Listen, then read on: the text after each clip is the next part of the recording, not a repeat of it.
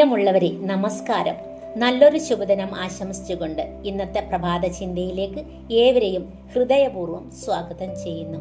പ്രിയപ്പെട്ട എഴുത്തുകാരൻ കാഞ്ചിയാർ മോഹനന്റെ ചിന്താസരണികളിലെ ഒരു ഏടുമായി വായനാ വഴിയിൽ കൂടെയുള്ളത് നിങ്ങളുടെ സ്വന്തം ഗീതപ്രഭയാണ്. ഭഗവത്ഗീതയിലെ ഏറ്റവും അർത്ഥവത്തായ ഒരു ശ്ലോകമാണ് കർമ്മണ്യേ വാദികാരസ്തേ മാ ഫലേഷു കദാചന. കർമ്മം ചെയ്യുന്നതിൽ മാത്രമേ നിനക്ക് അവകാശമുള്ളൂ, ഫലങ്ങളിൽ ഒരിക്കലും നിനക്ക് അവകാശമില്ല എന്നാണ് ഇതിന്റെ ലളിതമായ അർത്ഥം. എന്നാൽ കേവലം ഒരു വാക്യത്തിൽ ഒതുങ്ങുന്നതല്ല ഈ തത്വത്തിന്റെ ആഴം. ജീവിതയാത്രയിൽ നാം ഓരോരുത്തരും നിരന്തരമായി കർമ്മനിരതരാണ്. പ്രഭാതം മുതൽ പ്രദോഷം വരെ നാം ചെയ്യുന്ന ഓരോ പ്രവൃത്തിയും നമ്മെ മുന്നോട്ട് നയിക്കുന്നു. എന്നാൽ പലപ്പോഴും നമ്മൾ ചെയ്യുന്ന പ്രവൃത്തികളേക്കാൾ ഉപരിയായി അതിന്റെ ഫലത്തെക്കുറിച്ചുള്ള ആശങ്കകളിലാണ് കൂടുതൽ ശ്രദ്ധ കേന്ദ്രീകരിക്കുന്നത്.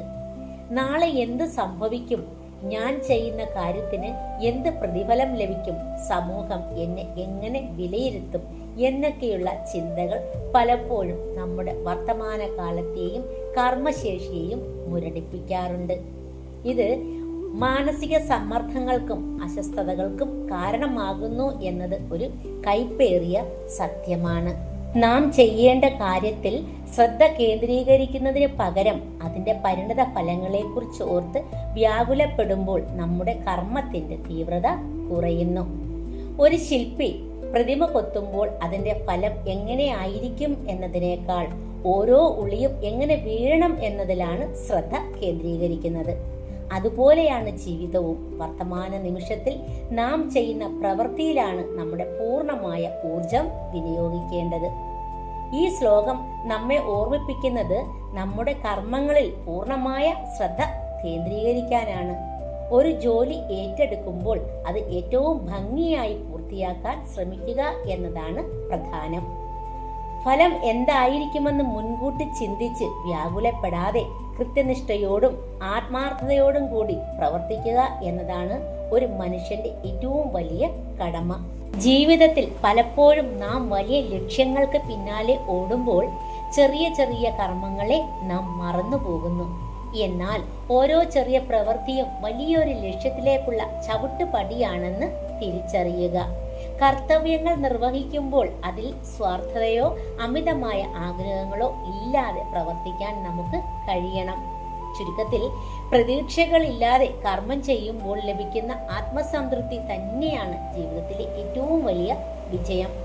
പരാജയങ്ങൾ പോലും ഒരു അനുഭവമായി കണ്ട് അടുത്ത ചുവടുവയ്പിലേക്കുള്ള ഊർജമായി മാറ്റാൻ നിഷ്കാമ കർമ്മം നമ്മളെ സഹായിക്കുന്നു. വിജയത്തിൽ അമിതമായ അഹങ്കാരമോ പരാജയത്തിൽ അമിതമായ ദുഃഖമോ ഇല്ലാതെ സമചിത്തത പാലിക്കുക എന്നതാണ് കർമ്മയോഗിയുടെ ലക്ഷണം.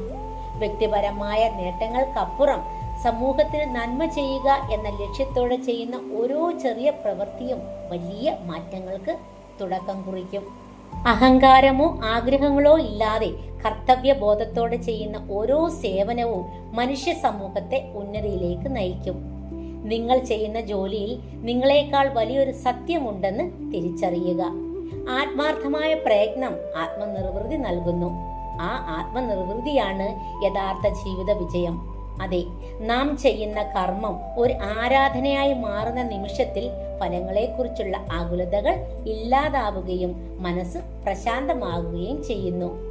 ആ ശാന്തതയാണ് നമ്മുടെ ജീവിതത്തിലെ ഏറ്റവും വലിയ സമ്പാദ്യം.